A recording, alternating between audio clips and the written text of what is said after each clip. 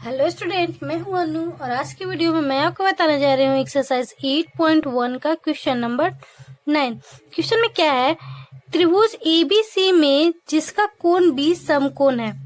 देखिए क्या है क्वेश्चन में, देखिए त्रिभुज एबीसी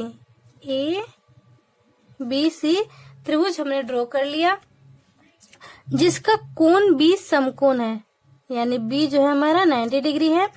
यदि tan a इक्वल टू 1/√3 हो तो निम्नलिखित के मान ज्ञात कीजिए। अब यहाँ पे क्या गिवन किया हुआ है, दिया गया है tan a 1/√3। तो आपको पता है कि tan थीटा इक्वल टू क्या होता है, लंब बटा आधार, लंब बटा आधार। tan थीटा इक्वल टू लंब बटा आधार होता है। तो लंब हमारा कितना हो गया 1, तो इसमें देखिए tan ए बोल रहा है, यानी कि थीटा जो है हमारा यहाँ होना चाहिए, थीटा ए पे है, और तो थीटा ए पे है तो ये हमारा क्या हो जाएगा, ये हमारा P हो जाएगा, ये B हो जाएगा और ये H हो जाएगा। क्लियर है ना। तो देखिए लंब कितना आ गया 1, तो 1 यहाँ लिख देंगे। अब उसके बाद देखिए आधार कितना हो गया √3, ये हमारा √3 है। तो कर्ण निकालना है, बड़ी भुजा निकालना है, तो कर्ण H इक्वल टू क्या हो जाएगा, √P का स्क्वायर प्लस B का स्क्वायर होगा ना। P कितना है 1 का स्क्वायर प्लस √3 का स्क्वायर, कितना हो जाएगा 1 प्लस √3 का स्क्वायर कितना हो जाएगा 3, यानी क्या हो गया √4 इक्वल टू 2, यानी कि कर्ण जो हमारा आया ये 2 आया। अब क्लियर है, 3 साइड हमें मिल गया है। तो अब एक प्रश्नानुसार क्या, sine A cos C plus sine cos A और साइन सी का मान ज्ञात करना है। तो प्रश्नानुसार चलते हैं।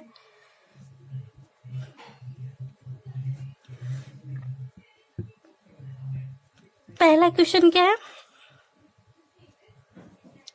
Sign A into cos C plus cos A into sine C, ये निकालना है, इसका मान निकालना है। तो देखिए ये तो हमारा साइन ए, थीटा हमारा ए साइड ए शीर्ष पर है, तो ए ये हो गया, लेकिन हमारा कॉस सी भी तो है ना, तो यानी एक थीटा यहाँ होगा। तो इसके लिए हमने दूसरा फिगर ड्रॉ किया, ए बी सी, ये 90 डिग्री है। अब थीटा क्या सी पे हो जा रहा है, सिर्फ सी पर थीटा, तो ये क्या हो जाएगा, ये P हो जाएगा, ये B हो जाएगा, ये H हो जाएगा, और जो जितना था वही रहेगा, यानी कि √3 था, ये 2 ये था और ये 1 था। बस चेंज हुआ तो क्या, कौन B होगा कौन P होगा, यानी कौन लंब है कौन आधार है। तो अब इसको हम सॉल्व करते हैं, ठीक है। अब सॉल्व करते हैं। साइन ए, यहाँ पे देखिए साइन ए का वैल्यू क्या होता है, लंब बटा कर्ण। ए है तो ये फिगर में होगा क्योंकि थीटा यहाँ है, तो लंब बटा कर्ण, लंब इसमें कौन है 1, तो यहाँ लिखेंगे 1 डिवाइडेड बाय कर्ण, कर्ण इसमें क्या है 2। क्लियर है।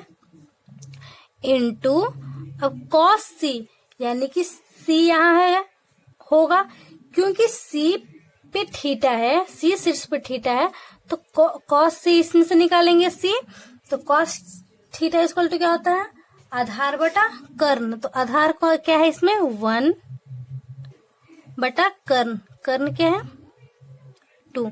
क्लियर हो गया ना। अब उसी तरह ये देखिए कॉस कॉस ए यहाँ पे आएगा क्योंकि ये शीर्ष ए के लिए यहाँ है, थीटा यहाँ है।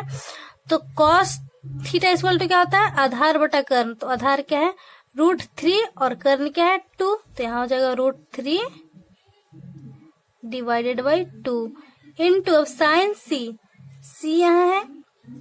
तो साइन थीटा इक्वल टू क्या होता है, लंब बटा कर्ण। तो यहाँ लंब क्या है √3 और कर्ण क्या है 2, √3 बाई 2। क्लियर हो गया ना, कितना आसानी से हमने लिख दी डाला। वैसे ही आप भी कीजिए। अब यहाँ पे देखिए क्या सॉल्यूशन होगा। 1 1 में मल्टीप्लाई करेंगे 1 और 2 में 2 से किया 2 2 जा 4 प्लस √3 में √3 से मल्टीप्लाई करेंगे 3 और 2 2 जा 4। अब जोड़ करते हैं, एलसीएम हो गया 4 1 1 प्लस ये हो जाएगा 3, क्या हो जाएगा 4/4 कैंसिल 1। अब उसी तरह क्वेश्चन नंबर 2। क्वेश्चन नंबर 2 क्या है, cos A into cos C minus sin A into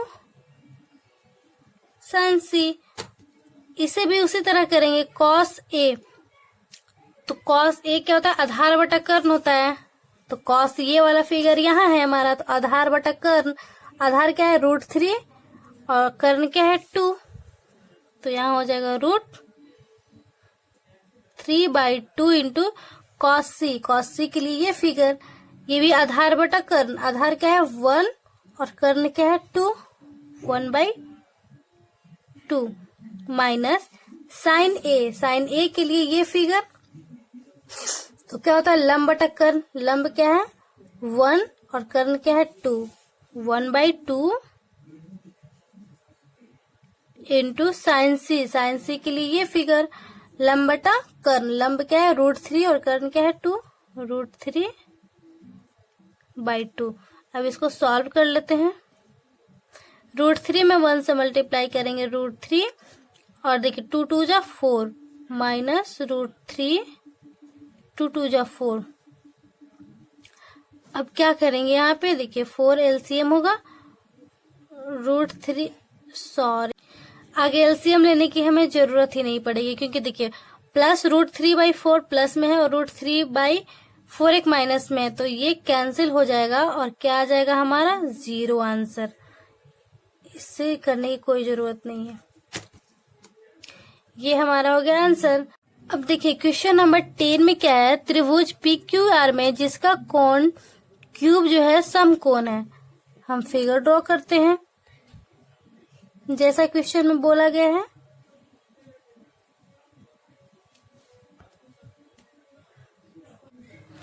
त्रिभुज PQR में जिसका कोण क्यूब समकोण है, तो हमने त्रिभुज PQR ड्रॉ किया जिसका कोण क्यूब जो है वो समकोण है, यानी कि ये जो रहा समकोण है। PQ plus cube R, PQ plus cube R क्या दिया गया है 25 सेंटीमीटर।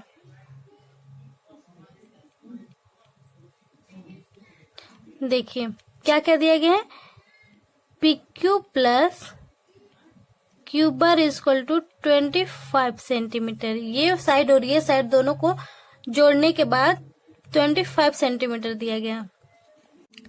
क्या दिया गया है PR, यहाँ पे सॉरी PQ नहीं है PR है, PR plus cube R, PR और क्यूब R हमारा दोनों साइड को जोड़कर क्या मिला है 25 सेंटीमीटर और पी क्यूब कितना है 5 सेंटीमीटर। तो हम PR लिख लेते हैं, P Q equal to 5 centimetre. Clear है।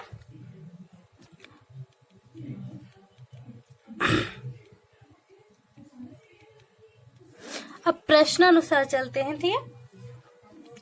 क्या दिया गया है प्रश्न अनुसार, PR plus QR equal to 25 centimetre. PR और Q R equal to 25 centimetre. तो हमने लेट किया, क्या लेट की करेंगे, P R equal to X centimetre. माना कि P R equal to X centimetre है, इसको एक्स मान लेते हैं। तो देखिए यहाँ पे क्या हो जाएगा, X plus Q R equal to 25 centimetre होगा ना। बस पी आर को हम एक्स मान लिए हैं, तो वहां पी आर की जगह पे हम एक्स पुट कर देते हैं। और क्यूब आर क्या दिया गया नहीं पता, ये तो अब क्यूब आर यहां से निकाल लेंगे। Q R equal to 25 minus ये जाएगा इधर एक्स। क्यूब आर क्या हो जाएगा, 25 माइनस एक्स। क्यूब आर का वैल्यू सेंटीमीटर हो गया ना। तो यहाँ पे देखिए ये क्या हो गया हमारा, क्यूब आर जो है 25 माइनस एक्स सेंटीमीटर, ये हो गया हमारा एक्स सेंटीमीटर, और ये 5 सेंटीमीटर दिया गया है। अब तीनों साइड हमें निकाल, तो पाइथागोरस देखिए यहाँ पे ये बड़ी भुजा एक्स हो गई, पी क्यूब हमारा 5 सेंटीमीटर हो गया, और ये 25 माइनस एक्स हो गया। तो पाइथागोरस थ्योरम को अप्लाई करेंगे तो ये बड़ी भुजा पी आर निकालेंगे, तो पी आर इक्वल टू क्या हो जाएगा, पी क्यूब का स्क्वायर प्लस क्यूब आर का स्क्वायर। तो देखिए वहां से एक इक्वेशन आएगा, तो हम पाइथागोरस थ्योरम से चलते हैं। क्या हो जाएगा, now P R equal to P R का होल स्क्वायर, कर्ण का स्क्वायर इक्वल टू लंब का स्क्वायर, यानी कि पी क्यूब का स्क्वायर प्लस आधार का स्क्वायर क्यूब आर का स्क्वायर होता है ना, ये पाइथागोरस थ्योरम से। पी आर हम क्या माने हैं, एक्स, एक्स का square equal to P Q क्या है, पी क्यूब 5 है, यानी कि 5 का whole square plus Q R क्या है 25 माइनस एक्स का होल स्क्वायर। यहां तक कोई दिक्कत है या नहीं, चलिए ठीक है। अब इसको हम सॉल्व करते हैं। एक्स स्क्वायर, ये 25 का स्क्वायर क्या हो जाएगा, 25 प्लस ए माइनस बी का होल स्क्वायर हो गया, तो A square plus B square minus 2ab भी होता है, तो ए स्क्वायर 25 का स्क्वायर क्या हो जाएगा 625 प्लस एक्स का स्क्वायर बी का square A square plus B square minus 2ab, 2 into 25 यानी कि 50x। क्लियर है ना। अब यहाँ पे देखिए एक्स स्क्वायर से एक्स स्क्वायर कैंसिल, दोनों प्लस में है, ये साइड आएगा तो माइनस में हो जाएगा, कैंसिल हो गया। 25 और 625 क्या हो गया, जब हो जाएगा 650 और माइनस 50x। अब देखिए ये 50x जो है ना इस साइड आया तो क्या हो जाएगा प्लस 50x इक्वल टू 650, इसलिए x इक्वल टू क्या हो जाएगा 650 डिवाइडेड बाई 50। एक सोना से एक सोना और 5 एकम 5 और 15, यानी कि x का वैल्यू जो आया 13 आया। जब x का वैल्यू 13 आया, यहाँ पे देखिए x का वैल्यू क्या आ गया 13, और देखिए यहाँ पे ये x किसका वैल्यू था पी आर,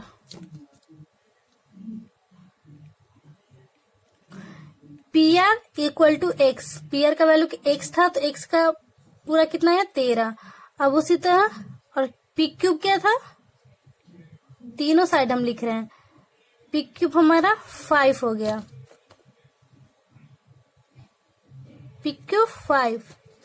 अब क्यूब आर क्या हो गया, Q R 25 minus X, 25 minus X, तो एक्स कितना हुआ 13, तो 25 माइनस 13 क्या आएगा 12, यानी ये 12 आ गया, ये 13 आ गया और ये तो 5 है ही। तो तीनों साइड हमें मिल गए हैं।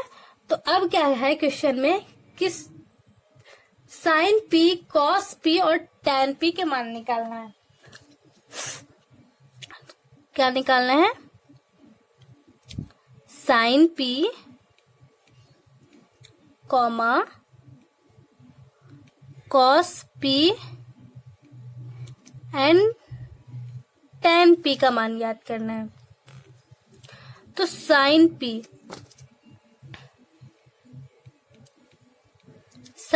इक्वल टू क्या होता है? लंब बटा कर्ण, P बाई एच। एक और फिगर में ड्रॉ कर देती हूँ,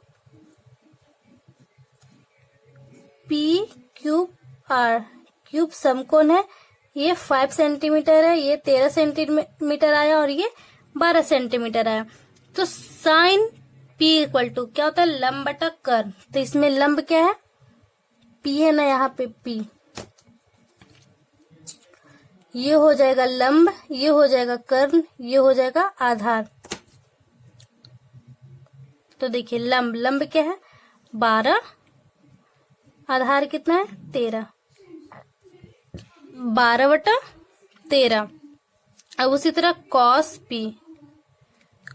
पी क्या होता है? आधार बटा कर्ण, आधार क्या है? 5/13।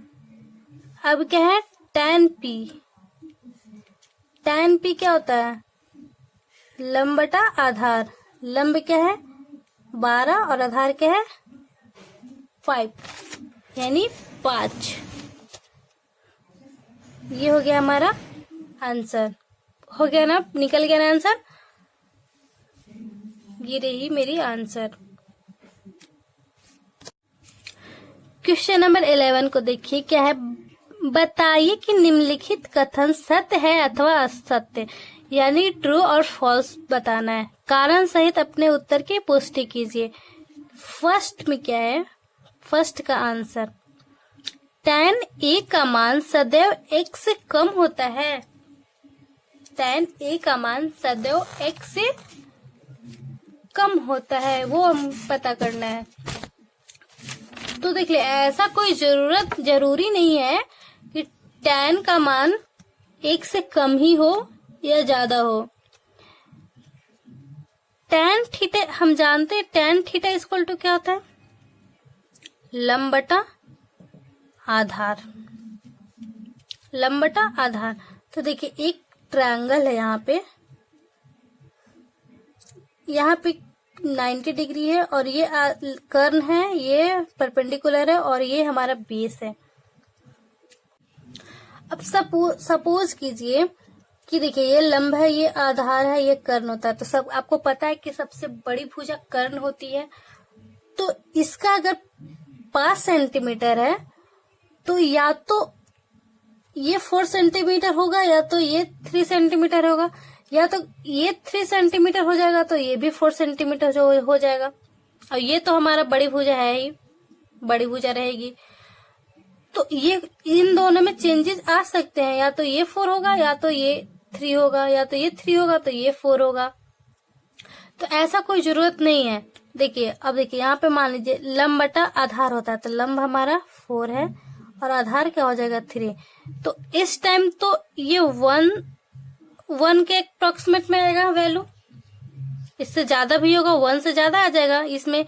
अब बाय द वे यहाँ P जो है ये 3 हो जाए, ये देखिए एक ऐसा फिगर है, यहाँ पे 3 हो जाए, यहाँ 4 हो जाए, ये तो 5 है ही। तो tan theta equal to P by B, तो P हमारा ये है, तो 3/4 आ जाए। तो यहाँ पे तो देखिए 1 से तो कम है, तो ये कोई जरूरत नहीं है कि 1 से ज्यादा ही हो। तो ये कथन हमारा असत्य है, फॉल्स है।